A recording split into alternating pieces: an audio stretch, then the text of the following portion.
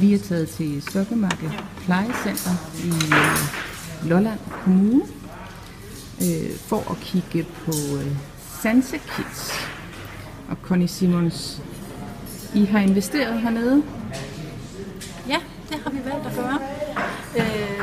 Jeg er ansat som ergoterapeut i Snushuset i Maribo og har foreslået, hvad et sansekit kunne indeholde.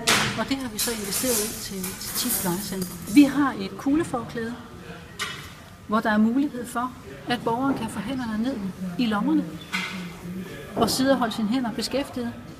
Kuglerne gør, at man får den her vægt, der stimulerer muskelledsansen og giver ro. Jette Rasmussen, du er leder her på Stokkemarke Plejecenter. Hvad betyder det for jeres plejecenter, at I har fået sansekits ud? Det betyder rigtig meget for stedet. Vi kan afprøve tingene hurtigere, end vi skal igennem visitation i forhold til at få en ergoterapeut til at vurdere, hvilket hjælpemiddel vi har brug for. Nu kan medarbejderne hurtigt afprøve ting, om det virker. En kuglepude. Her bruger jeg den som fodskamme, ved at jeg sidder og trykker mine fødder ned i puden og opnår en ro. Så har vi en kuglevest, som har lynlås foran.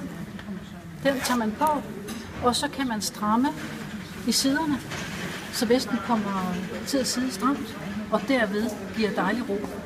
Den er lavet med velcro i skuldrene, så man kan få den rundt om en lam arm for eksempel. Nu har vi jo kun haft sansekittet i 14 dage, men allerede nu kan vi se, at det har en kæmpe effekt for nogle af borgerne. Det øger trivslen for dem, og det øger også trivslen for medarbejderne. At det er nemmere tilgængeligt, og at de kan se, at det virker på borgerne.